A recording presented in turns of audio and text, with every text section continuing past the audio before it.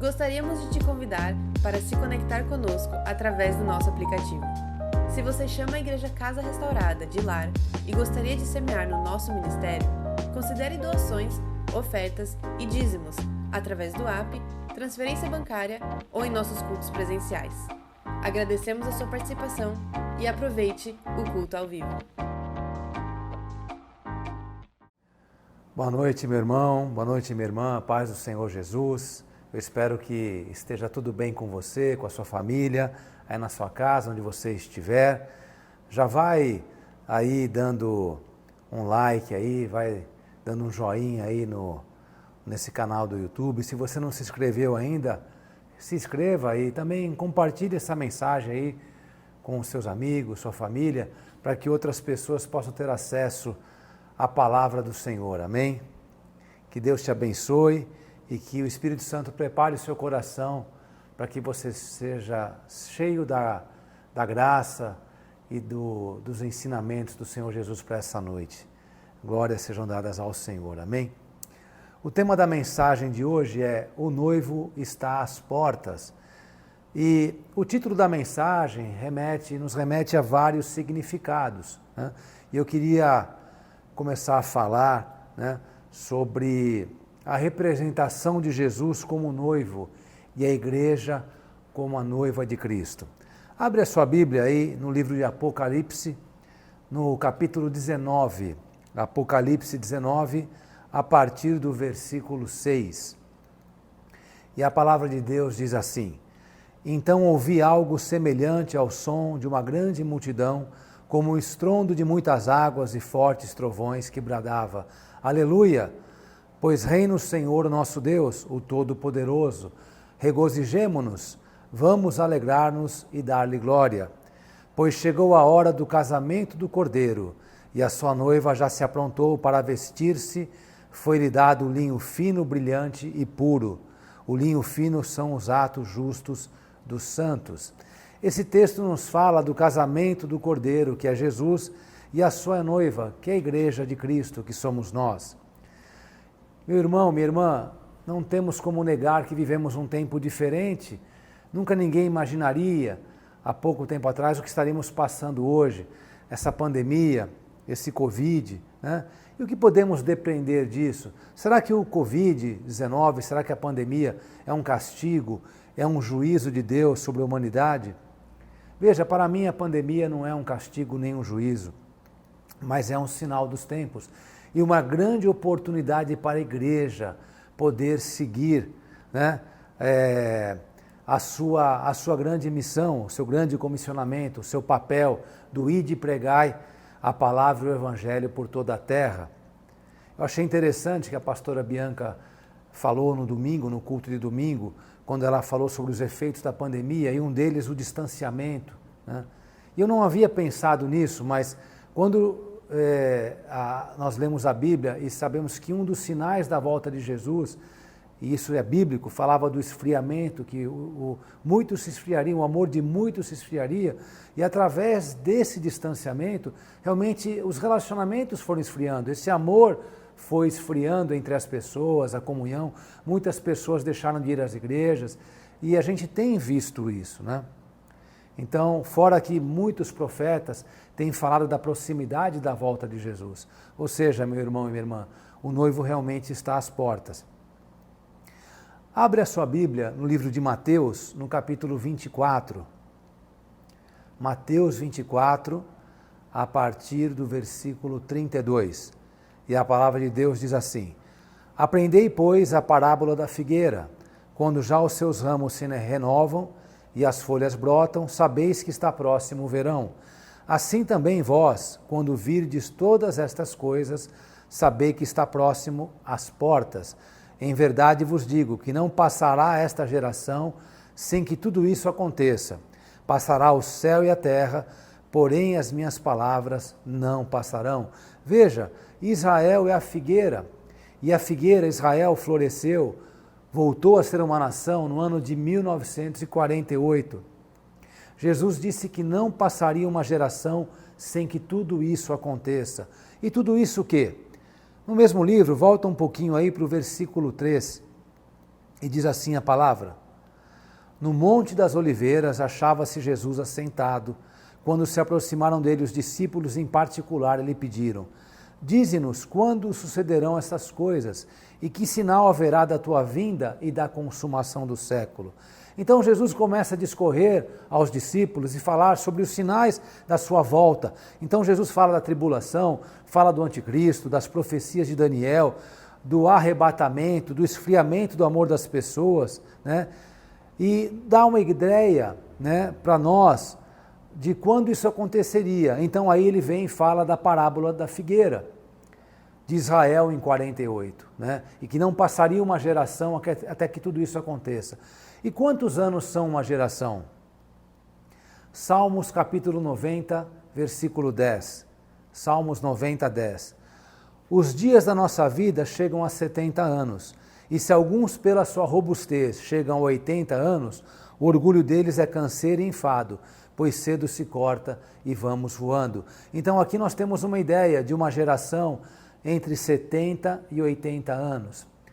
Vamos fazer contas. Se Israel voltou a ser uma nação em 48, se uma geração chega até 80 anos, estamos falando de 2028, ou seja, daqui a 7 anos. Alguns estudiosos falam em uma geração de 100 anos, ou um pouco menos. Mas veja, meu irmão, minha irmã, isso não é o mais importante. O mais importante é que nós, como igreja, estejamos preparados para receber o noivo. Amém? E participar das bodas com ele. Abre a sua Bíblia no livro de Apocalipse, no capítulo 3. Apocalipse 3, no versículo 10. E a palavra de Deus diz assim: porque guardaste a palavra da minha perseverança, também eu te guardarei da hora da provação, que há de vir sobre o mundo inteiro, para experimentar os que habitam sobre a terra. Venho sem demora, conserva o que tens, para que ninguém tome a tua coroa. Veja, meu irmão, isso é forte, presta atenção no que Jesus está nos falando. Você que guardou a minha palavra, perseverou, não se desviou, eu te guardarei no dia da grande provação. A grande provação, Jesus está falando sobre a tribulação que há de vir sobre toda a terra. E você que faz parte da minha igreja, a minha noiva, o remanescente fiel, eu virei te buscar e venho sem demora. Então conserva o que tens, para que ninguém tome a tua coroa. Qual o significado, o simbolismo de uma coroa? A coroa tem a ver com realeza. E a palavra de Deus diz que nós somos reis e sacerdotes. Então nós temos que conservar a nossa fidelidade a Jesus, o nosso comprometimento com as coisas de Cristo, com a sua palavra, as nossas atitudes, a nossa vida tem que ser uma vida alinhada com a palavra de Jesus e com os seus ensinamentos. E se assim o fizermos, nós guardaremos a nossa coroa e iremos subir com Jesus no dia do arrebatamento, junto à glória dele. Nós temos que tomar cuidado, irmão, para que ninguém, nada nesse mundo possa vir e roubar a nossa salvação, a nossa coroa. Palavra de ordem, conserva o que tens. Amém, queridos? Apocalipse 3, a partir do versículo 20, livro de Apocalipse 3, versículo 20. Eis que estou à porta e bato. Se alguém ouvir a minha voz e abrir a porta, entrarei em sua casa e serei com ele, e ele comigo. Por muitas vezes, queridos, nós vemos este versículo sendo pregado como um versículo evangelístico, como algo para atrair as pessoas que ainda não reconheceram o Senhor Jesus como seu único Senhor e Salvador. Porém, veja, essa palavra, essa carta escrita pelo apóstolo João, inspirada pelo próprio Jesus, ela foi dirigida à igreja de Laodiceia. Ela não foi dirigida ao ímpio, ela foi para a igreja. Ela está sendo, é uma palavra para nós. Então veja, se Jesus diz que está batendo a porta, e se alguém abrir a porta, ele entrará e ceará com essa pessoa, veja, Jesus está do lado de fora batendo a porta, então ele está fora da casa. Que isso nos sirva de alerta. Será que eu e você, meu irmão, estamos deixando Jesus viver em todas as áreas das nossas vidas? Será que ele vive na nossa casa, na nossa família, dentro dos nossos corações? Será que ele vive no nosso trabalho? Ou será que ele está do lado de fora da porta? Não é porque frequentamos uma igreja que Jesus está vivendo. Nós temos uma vida com Jesus, um relacionamento com Ele. São coisas diferentes. Lógico que viver na igreja faz parte e é importantíssimo, Mas só isso não basta, meu irmão. Nós temos que ter uma vida de relacionamento e intimidade com o Senhor Jesus. Amém? E nós estamos falando aqui uma palavra sobre bodas. Agora veja que interessante isso, queridos. Nós vamos agora fazer uma viagem no tempo e nós vamos discorrer um pouco como era o casamento nos tempos de Jesus. A começar, não existia corte, não existia paquera, não existia um namoro. Um jovem judeu, quando ele se interessava por uma jovem, então ele procurava a família daquela moça e fazia uma proposta de casamento. E essa proposta gerava um contrato com vários termos, e um dos termos mais importantes que existia nesse contrato era o preço que aquele rapaz, aquele jovem que se tornaria noivo, queria pagar pela noiva.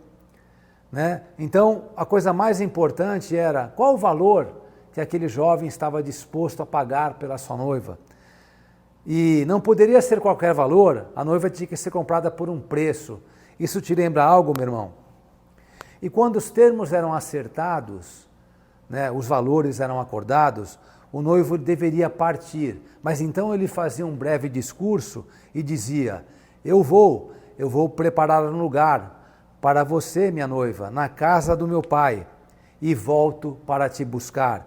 Então o noivo, ele voltava para a casa do seu pai, onde ele morava, e ele construía anexo àquela casa, a casa do pai, ele construía uma câmara nupcial para que pudesse trazer a sua noiva e consumar as bodas, e assim iniciar o casamento. Quem avaliava e julgava se a casa estava pronta para receber a noiva era o pai do noivo. Então a obrigação do noivo era pagar o preço, e não podia ser qualquer valor, ele tinha que ser um bom preço, ele tinha que voltar à casa do pai para construir a morada para a noiva. A noiva tinha que esperar a volta do noivo com paciência, ela deveria se esforçar para preparar o seu enxoval e estar pronta para quando o noivo voltasse. Ela tinha uma ideia aproximada de quando ele voltaria para buscá-la, mas não sabia o dia nem a hora. A tradição mandava que ela deveria ter uma lâmpada com óleo, caso o noivo chegasse noite adentro. E ela deveria estar pronta para viajar com ele assim que ele chegasse. Nesse período de espera, a noiva deveria ser reconhecida como consagrada, separada e comprada por preço, pois independente da demora do retorno do noivo, era certeza que ele voltaria, pois ele havia pago um preço muito alto por ela, pela sua noiva. A noiva deveria usar sempre um véu, demonstrando que ela estava comprometida com seu noivo. Que isso também possa trazer para nós, como igreja do Senhor, que o véu significa santidade. A igreja, nós, eu e você, temos que demonstrar ao mundo, pelas nossas atitudes, o nosso comprometimento com Cristo, o nosso comprometimento com o nosso noivo, através dos nossos gestos, atitudes, e que nós estamos preparados para resistir ao assédio do mundo. E nós não vamos cair nas armadilhas e nas ciladas do mundo, amém? O tempo ia passando, e do lado do noivo, o lugar que ele estava construindo para acolher a noiva, junto à casa do pai, estava ficando pronto. Então os amigos do noivo chegavam ali, vendo aquela obra, e perguntavam: ei, quando a casa vai estar pronta? Qual vai ser o dia que você vai finalizar a obra? E o noivo respondia: isso só o meu pai sabe. Do lado da noiva, parecia que o tempo da volta do noivo estava próximo, então ela tinha que reunir suas irmãs, suas melhores amigas, e todas tinham que estar preparadas para o grande dia, para a chegada do noivo. Elas tinham que estar com lâmpadas, com óleo bem cheias. E finalmente o dia chega, então o noivo reúne seus amigos e parte para buscar a noiva. Existia uma tradição romântica. O noivo, ele queria roubar o coração da noiva, ele queria roubar a noiva no meio da noite. Ele tentaria chegar em um horário para surpreender a todos, em que todos estivessem dormindo. Mas nós sabemos que se o noivo chegasse tarde da noite e a noiva estivesse dormindo, provavelmente ele ia encontrar ela cheia de bobs, né? Pijama, às vezes até rasgado, né? Confortável, com bafo. Então, existia uma estratégia. Os amigos do noivo, eles iam à frente do noivo. E quando estavam próximos à casa da noiva, eles começavam a emitir alguns sinais, fazer ruídos, tocar alguns instrumentos, para que as amigas da noiva percebessem e avisassem que o noivo estava próximo, né? Para alertar a noiva e as suas amigas. E logo após, o noivo chegava para buscar a sua amada, que por sua vez, mesmo sendo tarde da noite, mesmo dormindo, ela deveria estar com o véu à mão, vestida e adornada, com a lâmpada com óleo, a lâmpada cheia de óleo, pronta para poder seguir com seu noivo e consumar as bodas. Glórias a Deus, irmão, aleluias. Você consegue entender por que nós somos considerados a noiva de Jesus? Essa analogia, né? Porque a gente, em tantas passagens bíblicas, existe essa questão da consumação, das bodas do Cordeiro, de Jesus como noivo, a igreja como sua noiva. Toda essa simbologia, toda essa revelação do processo do patrimônio, do casamento, das bodas na época de Jesus. Veja, o noivo escolhe a sua noiva. Jesus nos escolheu. Ele diz em João capítulo 15, no versículo 16, não fostes vós que me escolhestes a mim, pelo contrário, eu vos escolhi a vós outros. Então o noivo escolhe a noiva, Jesus nos escolheu. Depois que o noivo escolhe a noiva, ele paga um bom preço por ela. Jesus, meu irmão e minha irmã, pagou um preço de sangue. Ele pagou com a sua própria vida para nos comprar como noiva. Eu e você fomos comprados por um bom preço. Ele se entregou na cruz para que eu e você pudéssemos ter acesso à vida eterna e uma vida na terra cheia de abundância. Depois que ele paga o preço, o noivo volta para a casa do Pai para construir morada para a sua noiva. Abre a sua Bíblia em João, no livro do apóstolo João, no capítulo 14, a partir do versículo 1. Evangelho de João 14, versículo 1. Não se turbe o vosso coração, credes em Deus, crede também em mim. Na casa do meu Pai há muitas moradas, se não fosse assim eu vou-lo teria dito. Vou preparar-vos lugar, e quando eu for e vos preparar lugar, virei outra vez, e vos levarei para mim mesmo, para que onde eu estiver, estejais vós também. Então, o noivo vem, nos escolhe, paga bom preço e vai construir uma morada junto à casa do Pai. Olha que tremendo, meus irmãos. Jesus voltou para construir morada, para poder nos receber na casa celestial. E quando o tempo do noivo voltar já está próximo, ele envia sinais para que a noiva não seja pega de surpresa. Meu irmão, os sinais da volta de Jesus estão aí. Ele está às portas para buscar sua igreja. E nós, como noiva de Cristo, temos a obrigação de perseverar com esperança, manter um padrão de comportamento e atitudes dignos da noiva de Jesus. Nós temos que ter o véu do comprometimento e ter as nossas lâmpadas cheias de óleo para quando o noivo chegar, a gente esteja pronto para ir junto com ele, né? Mas veja, queridos, a lâmpada cheia de óleo, a lâmpada somos nós. Nós somos o reflexo da luz de Cristo que habita em nós. Nós temos que iluminar o mundo, temos que falar do amor de Jesus. O óleo simboliza o Espírito Santo, a presença de Deus. Como podemos andar cheio do óleo, cheio da presença, se não estivermos em um relacionamento sério, um relacionamento de comprometimento com o nosso Deus? Nós temos que ter comprometimento, compromisso com as coisas do Senhor, lealdade, fidelidade com a sua palavra e com as coisas de Deus, amém? Aí, meus irmãos, o dia chega, o noivo volta para buscar a sua noiva e a encontra limpa, santa, adornada, pronta para seguir com ele rumo às bodas. Eu declaro, meu irmão, que eu e você, assim seremos, uma igreja limpa, santa, adornada. E no dia que Jesus vier nos buscar, nós subiremos com ele, em nome de Jesus. Aleluias, glórias a Deus. Santo é o Senhor, santo é o Senhor. Agora, meu irmão e minha irmã, eu queria que a gente fosse para uma outra passagem, que também é cheia de simbologias e revelações. E essa passagem está no livro de Cantares, ali pertinho de Salmos, livro de Cantares, no capítulo 6. Cantares, capítulo 6, a partir do versículo 1. E a palavra de Deus diz assim: Para onde foi o teu amado, ó mais formosa entre as mulheres? Que rumo tomou o teu amado? E o buscaremos contigo. O meu amado desceu ao seu jardim, aos canteiros de bálsamo, para pastorear nos jardins e para colher os lírios. Eu sou do meu amado e o meu amado é meu. Ele pastoreia entre os lírios. O livro de Cantares foi escrito pelo rei Salomão. É um livro poético, cheio de declarações de amor de Salomão por sua amada, que tem o nome de Sulamita. Sulamita, na tradução em hebraico, quer dizer a perfeita. Mas existe uma outra interpretação, uma simbologia, uma revelação muito forte, trazendo para nós uma interpretação profética sobre Jesus.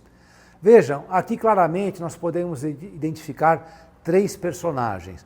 No verso 1, e se você ler todo o contexto, depois lendo com mais calma os outros versículos, você vai ver que quem pergunta para a Sulamita ou para a noiva, onde está o seu amado, é um grupo de mulheres. Aparentemente é uma pergunta simples, sem nenhum tipo de maldade, mas vamos refletir. Olha como elas perguntam assim, onde está o seu amado? Onde está o seu noivo? Né? Isso pode ser um questionamento perigoso para uma noiva, ou seja, ô noiva, você sabe onde o seu noivo está andando? Por que o seu amado não está com você agora? Se você é tão amada, por que ele não está aqui do seu lado? Né? E no questionamento existe também uma certa forma de ironia, porque esse grupo de mulheres chama a amada, ó mais formosa entre as mulheres. Ó mais formosa, onde está o seu amado? Ou seja, se você é a mais formosa, por que ele não está do seu lado? Onde ele está? Ele tem algo mais importante para fazer do que está do seu lado? Você é realmente importante para o seu noivo? Veja, já sabemos que o noivo simboliza Jesus, a noiva é a igreja, e esse grupo de mulheres simboliza Satanás, simboliza o mundo e toda a inclinação do pecado. Quantos de vocês, quantos de nós já não somos testemunhas de quantas vezes nós estamos passando por uma situação difícil e pessoas usadas pelo inimigo falando assim, olha, você não está na igreja, você não serve a um Deus vivo, você não é de Jesus, por que sua vida está assim então? Por que você está passando por essa situação? Por que o teu Deus não muda a tua história? Né? Será que vale mesmo a pena servir a esse Deus? E em vez de você desanimar, você responde pela palavra. E aí você vai para Salmo 125. Salmo 125 diz assim, os que confiam no Senhor são como o monte de Sião, que não se abala, firme para sempre. Como em redor de Jerusalém estão os montes, assim o Senhor em derredor do seu povo, desde agora e para sempre. E aí você responde mais, Isaías 40, versículo 31, mas os que esperam no Senhor renovam as suas forças, sobem com asas como águias, correm e não se cansam, caminham e não se fatigam. Salmos 40, esperei confiantemente pelo Senhor, ele se inclinou para mim e me ouviu quando clamei por socorro. Tirou-me de um poço de perdição, de um tremedal de lama, colocou-me os pés sobre uma rocha e me firmou os passos. E me pôs nos lábios um novo cântico, um hino de louvor ao nosso Deus. Muitos verão essas coisas, temerão e confiarão no Senhor. Amém, queridos? A gente não desanima com esses questionamentos. E diante do questionamento daquele grupo de mulheres, aquela amada, a noiva responde, o meu amado desceu ao seu jardim, aos canteiros de bálsamo, para pastorear nos jardins e para colher os lírios. Pela resposta, a noiva sabe que conhece seu noivo e sabe onde ele está e o que ele está fazendo. Agora volta um pouquinho até Cantares, no livro de Cantares, no capítulo 2, no versículo 1, diz assim, eu sou a rosa de Saron, o lírio dos vales. Isso é tremendo, irmão. Quem é a rosa de Saron? Considerada a rosa mais linda, com o melhor perfume, a rosa perfeita, Jesus. Quem são os lírios? Os lírios somos nós, que somos feitos à semelhança de Cristo. Onde está o meu amado? Ele desceu ao seu jardim, a sua igreja, eu e você, para colher os lírios. O noivo Jesus veio até o seu jardim, a igreja, colher os seus lírios, eu e você. Aqui claramente é uma interpretação profética, falando do arrebatamento da igreja. Onde está o seu amado? Onde está o noivo? Onde está Jesus? Ele desceu até seu jardim, a sua igreja, eu e você, para colher os lírios, nós, para levar junto no arrebatamento com ele, para vivermos a glória eterna. Amém, queridos? Glórias a Deus. E finalmente a noiva responde, ela finaliza a sua resposta. Eu sou do meu amado e o meu amado é meu. O que ela está dizendo com isso? O que essa palavra quer dizer? Aconteça o que acontecer, haja o que houver, eu não abro mão do meu amado, eu sou dele e ele é meu. No livro de Romanos, no capítulo 8, no versículo 38 e 39, diz assim: porque estou certo que nem a morte, nem a vida, nem os anjos, nem os principados, nem as potestades, nem o presente, nem o porvir, nem a altura, nem a profundidade, nem alguma outra criatura nos poderá separar do amor de Deus, que está em Cristo Jesus, nosso Senhor. Amém, queridos? Nada poderá nos separar do nosso amado, nada poderá nos separar de Jesus. Amém, queridos? Nós somos do nosso amado e o nosso amado é nosso, e nós não abrimos mão disso. Amém? Na tradição judaica, o noivo é comparado a um rei e a sua noiva a uma rainha. Então um jovem chega e pergunta ao seu rabino: se perante a minha noiva eu sou um rei e ela é minha rainha, por quanto tempo isso se cumpre? Por quanto tempo isso dura? Será apenas no dia do casamento ou será apenas durante o primeiro ano, que é chamado de Shana Rishoná? Por quanto tempo eu serei considerado um rei? E o rabino responde: você será considerado um rei enquanto você tratar a sua noiva como uma rainha, e ela será uma rainha enquanto ela tratar você como um rei. Então, meus amados, o que eu quero dizer para vocês, muitas vezes questionamos algumas coisas, porque estamos passando por isso, por aquilo, mas nós temos que, em primeiro lugar, buscar o reino de Deus e a sua justiça. Em primeiro lugar, nós temos que tratar Jesus como o nosso Senhor, tratar Jesus como o nosso Rei, o nosso único Senhor. E quando nós somos fiéis a Ele, quando nós temos um comportamento digno de tratá-lo como um Rei, quando Ele é bem-vindo em todas as áreas de nossas vidas, quando Ele reina em todas as áreas de nossas vidas, nós seremos tratados também com realeza, com majestade, e eu e você viveremos uma vida abundante aqui na terra e a eternidade do céu. Ou seja, nós pedimos muito para Jesus, mas damos pouco. Tudo começa por nós, tratando o Senhor Jesus como um rei nas nossas vidas. Amém, queridos? Trate a Jesus como um rei e a sua vida será maravilhosa sempre. Há poucos dias, nós saímos do calendário judaico do mês de Elul, que vai até meados de setembro. E o mês de Elul, as palavras, as letras do mês de Elul formam um acrônimo do verso em hebraico, Ani ledodi vedodi li. Eu sou do meu amado e o meu amado é meu. Amém, queridos? Glórias a Deus. Meu irmão, minha irmã, o noivo está às portas. Vamos nos preparar para recebê-los em nome de Jesus. E é tempo de se posicionar. É tempo de ter um posicionamento em Cristo, com autoridade, santidade, com amor, através das nossas atitudes, através de quem somos e o que fazemos, amém? Eu quero fazer uma oração por você, queridos. Eu quero fazer duas orações. E a primeira oração que eu quero fazer é para você. Se você ainda não se sente como a noiva de Cristo, se você nunca fez uma oração de confissão a Jesus, você nunca o reconheceu como seu único Senhor e Salvador, eu quero te dizer que vai ser uma das orações mais simples da sua vida, mas ela vai mudar toda a sua história, assim como mudou a minha história, a história da minha família. Então, se você quer que o Senhor Jesus entre na sua vida hoje e mude toda a sua história, eu quero que você repita comigo essa oração.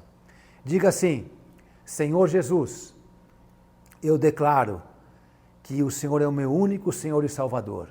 Eu te peço nessa noite que o Senhor perdoe os meus pecados e eu declaro que quero dar uma vida em santidade com o Senhor. Escreve o meu nome no livro da vida. Eu te reconheço como meu único Senhor e Salvador e creio que o Senhor ressuscitou dentre os mortos, em nome de Jesus. Amém, queridos?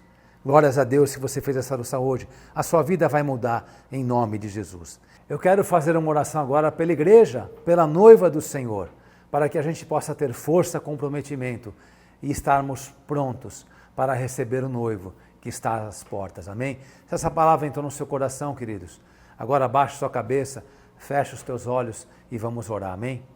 Pai, em nome de Jesus, Senhor, eu coloco em tuas mãos a tua igreja, os teus filhos e filhas que estão assistindo agora a essa mensagem, Pai.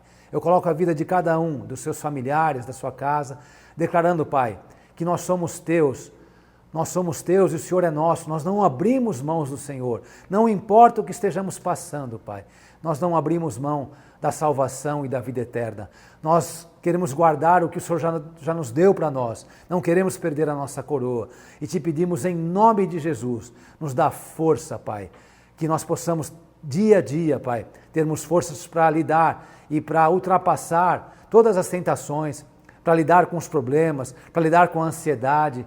E nós queremos, Pai, dizer para o Senhor que está valendo a pena e valerá muito a pena, porque o Senhor está às portas para nos buscar, Pai. Nós queremos ter uma noiva limpa, adornada, santa, e que nós possamos dar ao Senhor o prazer, quando o Senhor vier nos buscar, de encontrar o Senhor com um sorriso no rosto, dizendo que realmente valeu a pena, em nome de Jesus. Amém, queridos? Eu quero profetizar sobre a tua vida que você é muito importante para Deus, você foi comprado por um bom preço, você é a noiva de Jesus, uma noiva linda, santa, adornada e estará pronta para Jesus, já está pronta hoje. Se você não se sente assim, eu quero te dizer, queridos, que hoje você pode mudar os seus hábitos, os seus pensamentos, a sua vida. E eu creio que o Senhor Jesus, Ele é contigo, Ele te ama. E Ele quer estar junto com você, que você esteja junto com Ele para toda a eternidade. Amém? Que o Senhor te abençoe, que você tenha uma noite abençoada de sono, cheio da presença de Deus, e no domingo nos encontraremos no culto do Senhor, no culto de ceia, em nome de Jesus. Que Deus te abençoe. Amém. Participe conosco do Louvor Financeiro. Para depósitos bancários, acesse a conta corrente disponível em sua tela ou o QR Code. Para transferências Pix, acesse oferta@casarestaurada.org. Cada um dê conforme determinou em seu coração, não com pesar ou por obrigação, pois Deus ama quem dá com alegria. 2 Coríntios 9:7. Agradecemos sua participação e que Deus te abençoe.